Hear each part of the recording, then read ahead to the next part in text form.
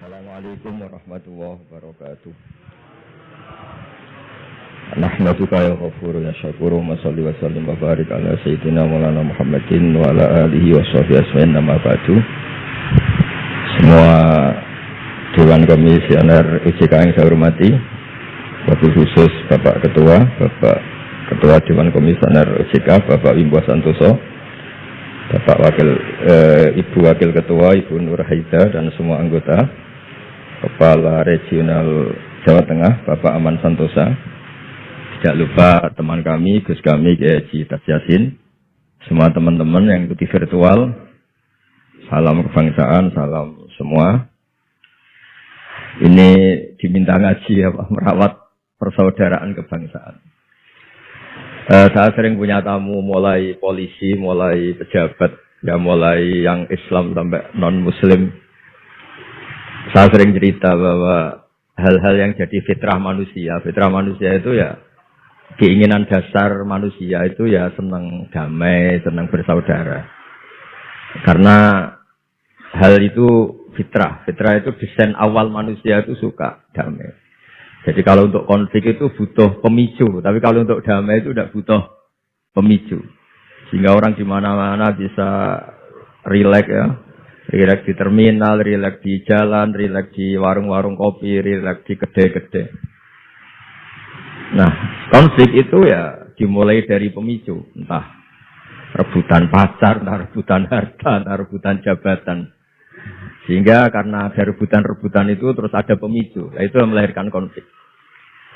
Nah, harus dicamkan, ditanamkan bahwa kepentingan berbangsa ini di atas kepentingan kita, di atas nafsu kita, di atas keserakahan kita, sehingga kita mudah damai. Itu rumusnya kiai-kiai ya. Saya tentu di sini pakai solusi yang ala kiai ya, karena tentu mereka ingin mendengar versi kiai. Kalau versi polisi mungkin ya tegakkan hukum. Kalau versi bank atau JK ya, kalau nasabah nakal ya jangan dikasih kredit lagi. Kalau versi mertua ya, kalau mantu nakal ya dipulangkan, anaknya ditarik kembali. Jadi versi itu banyak ya. Kalau versi imigrasi ya mungkin dicabut paspornya gitu. Kalau versi kiai itu melihat dunia ini sederhana. Banyak orang-orang tasawuf, saya ini cerita tasawuf, cerita yang ringan-ringan saja. Orang tasawuf itu kalau makan, itu satu piring ternyata kenyang. Gitu. Minum satu gelas ya sudah puas. Ya. Terus dia cerita, ngapain saya butuh uang banyak, satu piring ya sudah cukup. Gitu. Kalau tidur gitu ya, tidur di satu kamar ya tidur, bangun ya sudah puas. Artinya Anda punya kamar 100 ya tidurnya tetap di satu kamar. Jangan mentang-mentang punya kamar 100 dibagi 5 menitan itu. Karena eman kalau kamar yang lain nganggur gitu. Artinya kalau punya kamar 1 cukup, ngapain ingin punya kamar banyak. Jadi sebetulnya kalau kita punya rumah banyak itu nambah kebingungan karena yang sana yang rumah siapa, yang sana siapa. Ya kalau dianggap prestasi, kalau dianggap tambah bingung karena mau tidur saja di rumah mana ya gitu. Di kamar mana ya? Kalau miskin kan enak. Sudah itu aja, gak ada banyak pilihan. Artinya dengan cara seperti itu sebetulnya merajut kebangsaan itu lebih mudah. Karena awal dari segala perpecahan, segala konflik itu mau menang sendiri. Sehingga dulu cerita-cerita orang sufi, kalau dengar itu tetangga kamu tidak cocok, partai sebelah tidak cocok, terus ormas sebelah tidak cocok. Itu jawabannya lucu. Sebetulnya saya sebagai manusia kalau ada orang tidak cocok itu tersiksa. Tapi bagus lah. Kalau tidak cocok itu tidak utang saya, tidak pinjam uang saya, tidak pinjam mobil saya. Sehingga jadi gampang gitu. Artinya jadi gampang itu ya orang yang baik sama kamu ya baik. Karena Anda punya mitra, punya teman. Yang sedang nggak seneng kamu juga baik. Di mana-mana orang pinjam uang itu gara-gara seneng, gara-gara cocok. Jadi tidak cocok ya ada berkahnya sendiri. Jadi dengan cara pandang seperti itu hidup itu rileks gitu. Nah, itu kalau teman-teman yang utang itu pasti temennya itu. Ada musuh kamu utang kamu. Jadi musuh ya punya berkah sendiri. Gitu. Tapi jangan musuh yang sampai nikah menembak itu enggak berperadaban gitu. Suatu saat Imam Syafi'i itu pernah didatangi orang itu, ketemu beliau cium tangan hormat. Setelah di luar ternyata orang itu mencaci maki. Cara Jawa ngerasani tadi kata Pak Wimbo karena orang Solo itu ngerasani. Ketika Imam Syafi'i dilaporin orang itu di depan Anda menghormati, kalau di luar itu ngerasani itu menghina, ngata-ngatain. Jawabnya Imam Syafi'i lucu. Alhamdulillah berarti saya wibawa katanya. Di depan saya tidak berani. Dijawab enteng saja, tidak dijawab serius. Berarti saya wibawa. Di depan saya buktinya tidak berani. Nah Islam itu ngajari itu semua. Ngajarin ketika kita disenengin orang banyak itu ya poin atau aset. Karena kita harus kerjasama atau sama-sama kerja dengan banyak pihak. Tapi kalau ada orang lain yang sedang tidak senang atau tidak cocok, itu juga ada berkahnya sendiri karena dia bisa mandiri. Itu kalau mantu-mantu itu tidak tukaran sama mertuanya, itu tidak mandiri-mandiri. Disuruh mertuanya semangan ramangan kumpul yuk, tambah sudah tambah goblok itu, tambah lama tambah goblok itu. Baru gara-gara terlalu cocok kan. Kalau agak-agak tukaran, agak-agak konflik itu malah cepat mandiri. Sehingga merajut kebangsaan itu ya harus dipikir secara luas. Ada teman-teman yang mungkin nggak mau pulang kampung, maunya tetap di Belanda, di Amerika. Tapi ternyata niatnya memfasilitasi kalau ada mahasiswa yang ke sana, ada yang dijujuk gitu. Ada yang dijujuk, sehingga bangsa ini bisa menimba ilmu di berbagai negara. Termasuk dulu di Mekah itu ada namanya Syekh Mukhtar. Itu semua dulu nggak ada hotel, semua orang haji pasti numpang dalamnya atau rumahnya Syekh Mukhtar. Beliau nggak pulang karena jagani semua yang haji di Indonesia biar gampang. Artinya jangan kira teman-teman yang sedang di Mekah atau di Medina atau di Eropa atau di Amerika terus anti kebangsaan, tidak juga. Ternyata mereka bisa memfasilitasi kita saat kita di sana. Wawasan kebangsaannya juga hanya menjadi fasilitator atau menjadi mediasi atau jadi sarana kalau ada teman-teman ke sana. Begitu juga para wali. Ini cerita, mungkin cerita yang nggak ada di OJK, cerita wali Pak Wimbo. Wali itu kalau disuruh mikir kredit, disuruh mikir cara bantu orang miskin itu ya tidak pati bakat gitu. Tapi komunikasinya langsung sama yang punya. Jadi alam raya ini dengan segala variannya itu milik Allah Subhanahu wa taala. Jadi kalau Anda ingin merubah lakonnya wayang, itu tidak usah ngerayu Gatot-Kaca disuruh jadi Semar atau disuruh jadi Bagong, itu susah. Mereka nggak mau. Pasti mempertahankan karakter masing-masing. Itu ngerayu dalangnya saja, ini lakonnya diganti gitu. Nah wali itu gitu, kalau merubah Indonesia itu ya komunikasinya sama Allah. Karena yang mengendalikan alam raya ini Allah Subhanahu wa taala. Kita tidak bisa mengendalikan pikiran orang. Sering ada orang itu, ini cerita yang ringan-ringan saja, tapi barokahnya cerita ini nanti gampang merajut persaudaraan. Bapak itu, bapak saya, Kiai Haji Nur Salim, itu paling suka itu sama orang yang agak sombong. Sombong itu ya, ketua RT sudah bangganya Masya Allah. Dia punya motor satu sudah kayak orang paling kaya di dunia. Punya istri yang sebetulnya ada cantik, ya dia ngira istrinya itu paling cantik di dunia.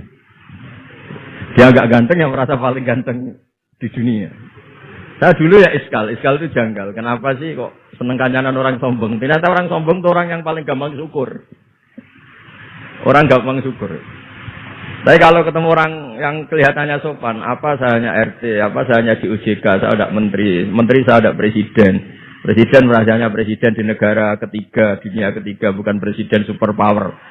Ketemu orang-orang yang tidak pernah puas itu kesannya tawadhu, ternyata pasnya itu tidak pernah puas.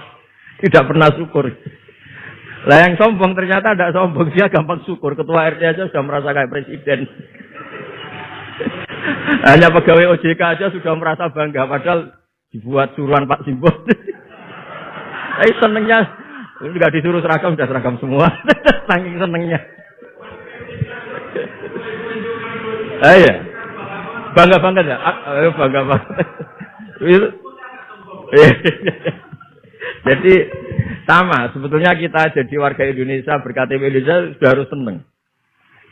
Tidak gampang, orang punya negara itu tidak gampang. Coba orang-orang yang sekarang di Amerika, di mana-mana itu orang Indonesia, itu ya kangen rumah.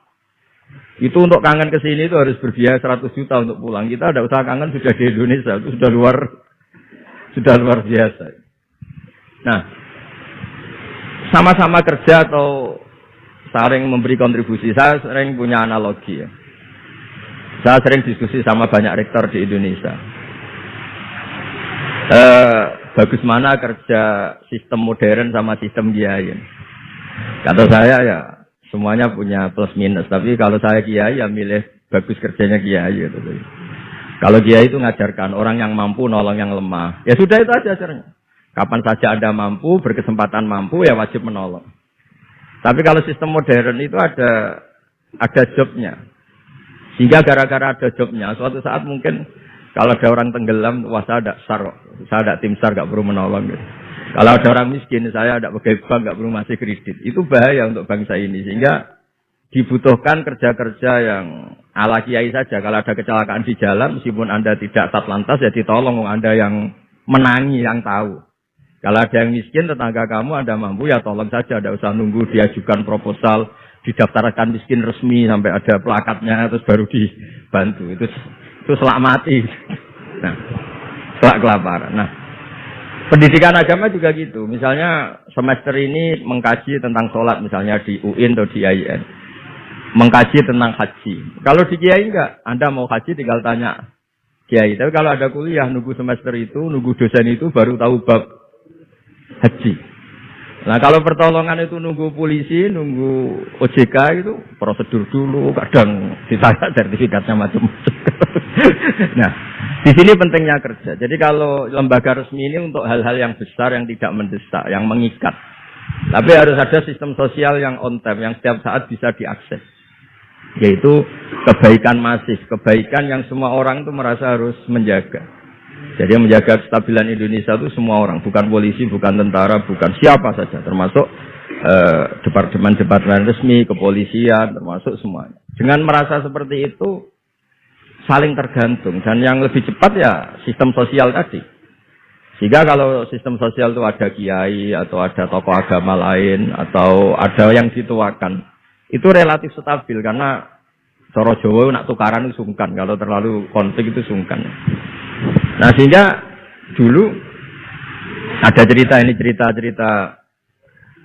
ada seorang perempuan itu ketemu Nabi itu di jalan. Itu cara etika orang kita lah, apalagi orang Solo, orang Jogja itu kan ada etis, ketemu di jalan dicegat. Ya Rasulullah, saya ini punya bapak sudah tua dan kalau Anda haji seperti ini pasti ingin bapak saya itu ikut, tapi beliau sudah tua sehingga tidak bisa ikut. Ini gimana, saya harus menghajikan beliau apa enggak? Sama Nabi saat itu dijawab, kalau bapak kamu punya utang, kamu yang bayar cukup enggak? Ya cukup ya Rasulullah. Ya sudah, seperti itu. Artinya cukup Anda hajikan.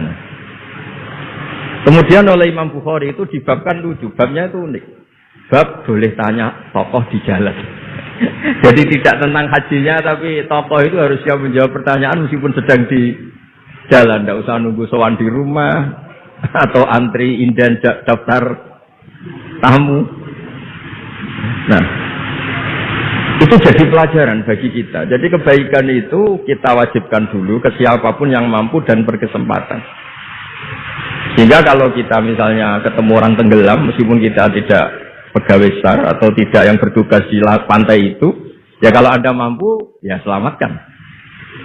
Kalau ada kebutuhan tertentu masyarakat, misalnya sakit, Anda berkemampuan minjemin mobil untuk diantar ke rumah sakit, ya kewajiban Anda. Bukan nunggu dinas resmi yang mengambil. Jadi kebaikan yang diwajibkan ke dinas resmi, ya monggo, kita loyal, kita dukung, kita support. Tapi kewajiban yang diwajibkan atas nama agama bagi yang mampu itu tidak boleh hilang. Karena ini yang langsung bersentuhan dengan masyarakat. Coba kemarin pas COVID misalnya, banyak teman-teman saudara kita yang pulang kampung. Ketika lembaga resmi belum ngurus itu, yang ngurus ya keluarga, sanak famili, mereka pulang, mangan ramangan kumpul, ya ada, alhamdulillah ada yang kelaparan. Kenapa ada yang kelaparan? Karena sistem sosial itu jalan, orang kok medit atau kikir sama tetangga, sama keluarga itu pasti diadili masyarakat. Dan masyarakat sepakat, urusan makan itu sepele, sehingga mereka pulang ya ikut Pak D-nya, Pak Lek-nya, ikut Mbahnya, itu semuanya bisa makan. Bisa ngopi-ngopi, bisa rokok-rokok, ya tetap santai aja normal. Bahkan banyak yang nganggur itu seneng. Barokahnya nganggur yang ngutangi tidak nagih. Kalau tidak, jadi ya dianggap ringan saja hal-hal seperti itu. Nah, khawatir saya kalau saya pernah baca kitab di karangan seorang ulama besar, Al-Hayatul Ulya, otoritas besar dalam satu sistem negara, itu harus diakui sebagai bagian dari kebaikan masif. Jadi kebaikan masif yang nggak boleh hilang adalah kebaikan yang nggak punya otoritas, karena ini jumlahnya lebih besar. Ya tadi misalnya kecelakaan di jalan itu kan nggak bisa kebetulan ada mobil patroli atau mobilnya Satlantas atau lembaga resmi tertentu yang nangani kecelakaan. Yang nangani ya orang-orang di jalan yang menangi itu terus diantar ke rumah sakit atau ngabari keluarganya. Sehingga kata Nabi, kullukum ra'in wa kullukum mas'ulun an ra'iyati. Semua kita ini menjaga kedamaian, menjaga kemakmuran, semua kita jaga sistem sosial, semua kita menjaga kebaikan. Nah dari semua itu dibikinlah di era modern lembaga-lembaga formal. Tapi jangan juga lembaga formal menghilangkan sistem fitrah manusia tadi yang fitrahnya ingin baik dan itu ada di mana-mana dan kapan saja. Dan Allah kalau menciptakan sesuatu itu pasti luar biasa. Saya sering ditanya sama orang-orang, Gus gunane Indonesia seneng cangkruk itu apa? Anggap aja itu tim SAR paling on time katanya. Itu kalau ada orang bingung, yang ditanya pertama orang-orang nganggur di pertigaan itu. Ini rumahnya mana? Kalau ada orang bingung yang nanya itu. Kalau ada orang kecelakaan yang nolong ya itu. Artinya sistem sosial yang sudah ada itu nggak boleh diambil alih lembaga. Karena kalau itu iya, kita kekurangan kekuatan sosial. Jadi ini penting saya utarakan supaya kebaikan-kebaikan bersama ini saling melengkapi, bukan saling mengadili, bukan saling merasa paling superior. Saya sering guyonan begini, kalau ada rapat ketahanan pangan, yang rapat itu merasa superior karena punya rumus yang luar biasa. Tapi apa artinya rumus itu kalau petani nggak mau nanam padi? Petani itu tidak usah rapat, tapi nanam padi itu otomatis jaga ketahanan pangan. Sistem sosial juga sama. Di kampung itu kalau ada orang jahat atau sinis, itu pasti nggak punya teman. Monggo Gus Yasin ini rawuh. Ini alhamdulillah Gus Yasin rawuh. Mau? Biar geser Pak Ketuanya di situ ada. Oh mau di. Mari ya. Jangan tetap di bawah itu.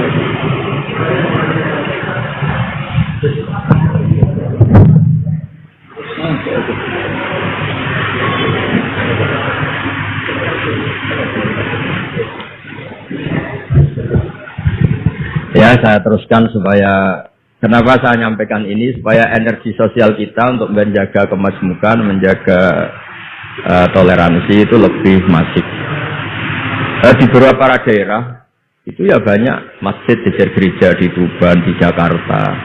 Dan ketika buktinya nggak ada apa-apa, yaitu simbol perdamaian.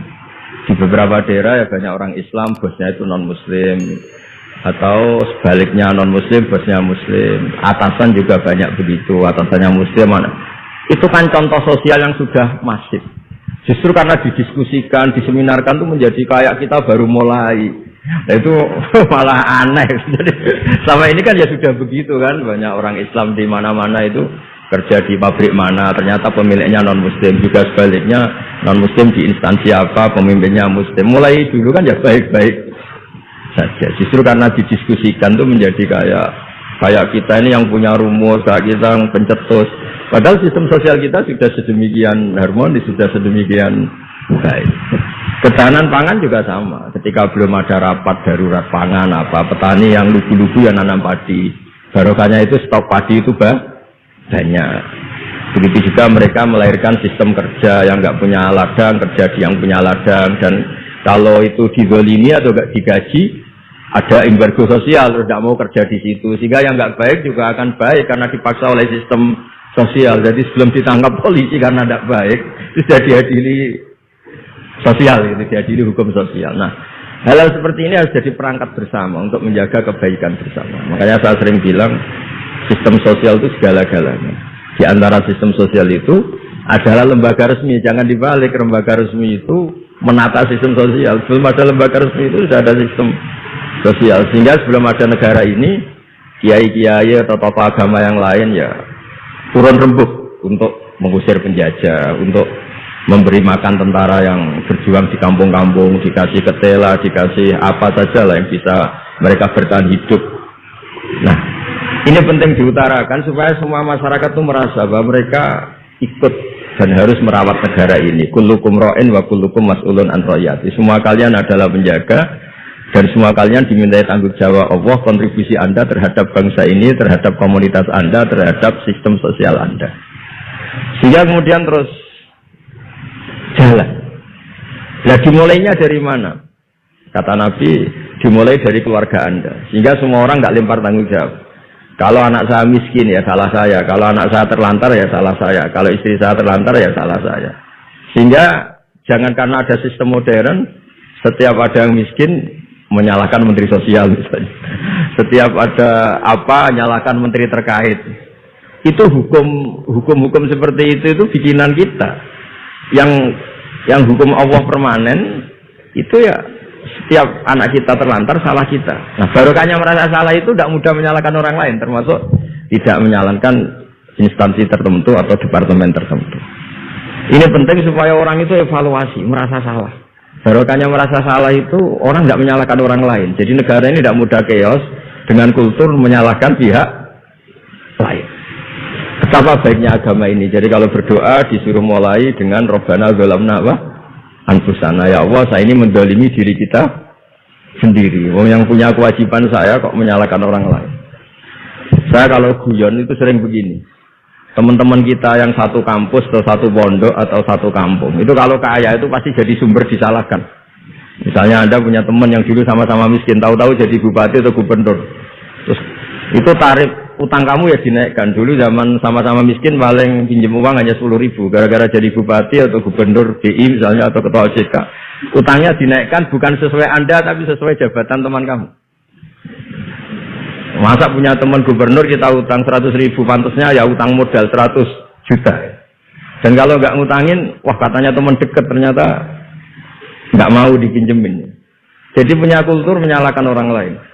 Dia SDM-nya hanya ketua RT gara-gara punya teman gubernur atau presiden atau apa. Inginnya ya lebih tinggi lagi. Jadi bukan berdasar kapasitas dia tapi kapasitas temannya. Itu juga bagian dari kesalahan yang kita ciptakan. Sehingga agama mengatur orang itu tidak boleh melebihi batas SDM-nya. Orang itu tidak boleh melebihi batas apa? SDM-nya. Kadang-kadang kita sama ketika anak kita terlantar, bilang di Pak D Sugih ya orangnya Pak Ati, punya Pak D kaya juga tidak memberi syafaat, punya teman kaya tidak beri. Jadi tidak menyalahkan dirinya, tapi menyalahkan teman atau keluarganya yang kaya. Itu juga awal bencana kemajmukan. Jadi kebanyakan nuntut. Makanya Nabi berkali-kali ngendikan ketika kamu di zaman akhir wa alika bi khosayati nafsik wada anka amrul amah. Kalau sudah ada badai apa saja, badai ekonomi, badai sosial atau badai apa saja, urusi diri kamu sendiri. Itu bukan Nabi menanamkan egois itu enggak, justru menanamkan kebersamaan. Barokahnya orang itu sibuk ngurus keluarganya sendiri, itu enggak kepikiran nyalakan orang lain. Jadi orang kadang salah tafsir itu justru seakan-akan kita diajarin untuk egois itu enggak. Berkahnya ngurus diri sendiri, ketika kita sudah terurus tidak membebani sama orang lain, dan berkahnya ngurus diri sendiri juga tidak gampang mengkomplain orang lain karena kita merasa punya kewajiban sendiri. Tapi kalau kita ini terlalu modern, orang nggak punya uang, ini tanggung jawab Menteri Keuangan, kalau miskin tanggung jawab Menteri Sosial, kalau ada jalan rusak tanggung jawab PU. Oke, secara hukum kenegaraan misalnya mereka berkewajiban tugas itu, tapi kalau itu untuk alasan menyalahkan, semangat kita menyalahkan. Dan agama itu tidak mengajari seperti itu. Agama itu mengajari Rabbana zalamna anfusana, ya Allah saya ini merasa mendolimi diri sendiri. Nah dengan seperti itu enak cara hukum sosial kayak tadi. Ketika Allah menciptakan orang tidak suka kita kadang ya Allah salah saya apa kok sampai orang tidak cocok saya. Kamu lupa Allah mendesain orang tidak cocok kamu supaya ada utang kamu, tidak ganggu kamu. Barokahnya tidak cocok itu tidak minta uang kamu. Nah itu yang saya ingin ditiru. Jadi perilaku ulama-ulama besar kayak Imam Syafi'i itu, kalau tadi berkali-kali saya ngomong, ya Abu Abdillah, panggilannya Imam Syafi'i, ya Abu Abdillah, orang itu tidak cocok kamu. Ya baguslah dia merdekakan saya. Dia tidak akan pinjam uang saya, tidak pinjam mobil saya, tidak akan ganggu saya. Tidak cocok. Kalau dia hajatan juga tidak undang kamu. Jadi tidak cocok itu barokahnya ya banyak. Nah kenapa banyak kiai tidak dimintai rembukan masyarakat padahal dituakan?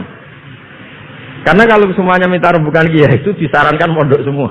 Padahal barokahnya negara ini ada yang kuliah, ada yang jadi polisi, ada yang jadi tentara. Kalau rembukan semua sama kiai disarankan mondok semua. Nanti yang jadi polisi siapa, yang jadi dokter siapa. Nah barokahnya kadang-kadang kiai ditinggalkan, nggak diajak rembukan itu ya varian-varian profesi itu banyak. Kiainya juga ada harus tersinggung. Ini katanya nuakan saya apa-apa diputuskan sendiri ya usah seperti itu ya biasa aja. Jadi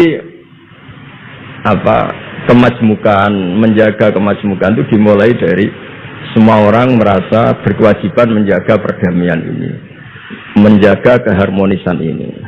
Tentu dimulai dari merasa wajib pada dirinya. Ini penting supaya tidak ingin menyalahkan orang lain atau terbersit menyalahkan orang lain. Terus kedua, bahagia dengan dirinya tadi. Misalnya orang yang paling miskin di Indonesia, itu ternyata tadi saya utarakan, saya punya kitab-kitab tasawuf banyak. Itu lucu-lucu dan jadi gampang hidup itu. Misalnya dia miskin makan satu piring kenyang. Kenapa saya harus korupsi? Kenapa saya harus mencuri? Wong makan satu piring juga sudah kenyang. Terus dia menghitung orang sampai kaya raya itu makannya sampai meninggal, misalnya 60 tahun, jumlahnya sama orang miskin ternyata jumlah yang dimakan yang sama, jumlah yang diminum ya sama. Terus ada pertanyaan, saya pernah digugat juga pas dalam satu acara. Jadi kalau orang kaya ingin apa saja kan kesampean, Gus. Ingin beli mobil kesampean, ingin beli pesawat kesampean. Saya tanya, ya orang kaya inginnya tidak seperti itu. Misalnya inginnya mungkin jadi presiden, inginnya jadi gubernur, kan ada aja nggak kesampean. Tetap aja ada nggak kesampean. Kadang-kadang, wah enak jadi anaknya presiden, anaknya gubernur, apa saja kesampean. Banyak juga anaknya presiden mungkin ingin anaknya jadi presiden ya nggak kesampean. Anaknya kiai ingin anaknya jadi kiai ya nggak kesampean. Mungkin anaknya jenderal, anaknya ingin jadi jenderal. Dan dia nyontohkannya kan, wah kalau jadi orang kaya itu enak, ingin makan di apa saja kesampean. Masa orang kaya seleranya hanya ingin apa? Makan. Artinya ada saja yang nggak sama. Misalnya orang jadi raja Arab Saudi, ada aja nggak kesampean. Mungkin bayangkannya ya ada yang demo, ada yang komplain, semua anak yang diinginkan putra mahkota jadi ya tidak gampang kesampean. Nah, kemudian dia berpikir lagi. Saya ulang lagi ya, dia berpikir lagi si orang miskin tadi. Misalnya dia ke hutan atau ke gunung, wah enak jadi bupati, gubernur, apa-apa difasilitasi negara. Terus dia mikir, tapi mereka punya atasan. Ditegur atasannya takut, diatur atasannya takut. Kok enak saya nggak punya apa atasannya. Tapi intinya itu, bagi saya semua itu harus dikawal oleh hukum. Jadi melakukan perintah Allah itu nikmat. Sehingga Anda misalnya ketua OJK atau gubernur atau wakil gubernur atau kiai, nikmat tertinggi itu karena melakukan perintahnya Allah Subhanahu wa taala. Kita disuruh jaga Indonesia, disuruh jaga keluarga. Kalau nikmatnya itu subjektif sepihak, kita puas kalau ingin seperti yang kita inginkan. Itu enggak akan ada puasnya karena nafsu kita itu kalau guyonan orang-orang tasawuf, kamu dikasih dunia seisinya dan lipatannya, tamak kamu atau keinginan kamu itu tidak akan tercapaikan, tidak akan terpuaskan. Karena manusia itu ya sudah nggak ada batasannya. Makanya kalau guyonnya dulu kan ada orang tirakat, kalau megang apa saja jadi emas. Dia bayangkan jadi kaya, jadi top. Ternyata pertama dia megang saka rumahnya, tiang rumahnya jadi emas. Habis itu megang apa lagi jadi emas. Lama-lama megang nasi jadi emas, megang minum jadi emas. Akhirnya dia nggak bisa makan karena dia ingin semua yang dipegang jadi emas. Pas kecapean megang-megang dia ingin makan, yang dipegang juga jadi emas. Ya akhirnya kan jadi bingung gitu karena nggak kesampaian kan. Dia kesampaiannya jadi emas, sebenarnya kebutuhan dasar dia ingin makan malah tidak kesampaian karena yang dipegang jadi emas. Jadi itu kan contoh. Sejahtera juga sama. Anda bayangkan misalnya Kalau punya mobil, punya uang tabungan, punya apa, semuanya kesampaian enak. Gitu. Semua yang kamu inginkan kesampaian itu enak. Ukuran enak dengan banyak bergantung. Dengan tidak banyak bergantung itu ilmiah mana? Misalnya gini, saya ini bahagia cukup dengan makan satu piring. Anda bahagia nunggu punya Alphard, punya uang 1 miliar. Lu menggantungkan kebahagiaan dengan banyak sesuatu yang Anda belum miliki itu sudah satu kebodohan kan orang tasawuf. Cek repot ya, tapi bahagia kok kakean syarat ya. Makanya saya sering bilang kalau saya berkali-kali cerita ada orang perempuan datang ke saya ingin kaya. Sebenarnya orangnya itu jelek. Saya bilang kalau kaya yang repot kamu. Kenapa Gus? Setelah suami kamu kaya, sekarang suami kamu kan miskin. Pertama yang dievaluasi apa? Ganti rumah, ganti mobil. Lama-lama ganti Anda, kata saya. Karena setelah rumahnya bagus, mobilnya bagus, yang dievaluasi pasti Anda, katanya. Wah, kalau gitu miskin aja, Gus. Iya kan? Sudah rumah bagus, mobil bagus, ternyata istrinya. Nanti kalau suami kamu kaya, yang dievaluasi tidak hanya mobil dan rumah, tapi Anda, katanya. Tidak terjadi ya guyon, tapi supaya kita ini bahagia dengan diri kita apa? Sendiri. Jadi saya mohon semohon-mohonnya semua yang mendengar ngaji ini bahwa agama ini mengajarkan wa'alika bi khossati nafsik. Urus diri kamu sendiri itu bukan mengajari egois, itu bukan. Kalau semua kewajiban orang merasa bertanggung jawab, paling tidak bawaannya itu tidak nyalahkan orang lain. Dan negara juga agak repot-repot karena semua orang dicukupi oleh orang tuanya, oleh keluarganya, sehingga negara ini sifatnya hanya membantu, bukan ngurus yang pokok. Tangan negara tidak cukup untuk ngurus sebesar ini, juga cukup. Yang cukup adalah individu-individu ini menanamkan nilai-nilai sosial sehingga semua bertanggung jawab atas dirinya, atas kampungnya, atas komunitasnya, terus negara fasilitasi itu semua. Insya Allah menjadi baldatun thayyibatu wa rabbun ghafur. Saya kira demikian, semoga bermanfaat dan mohon maaf. Assalamualaikum warahmatullahi wabarakatuh.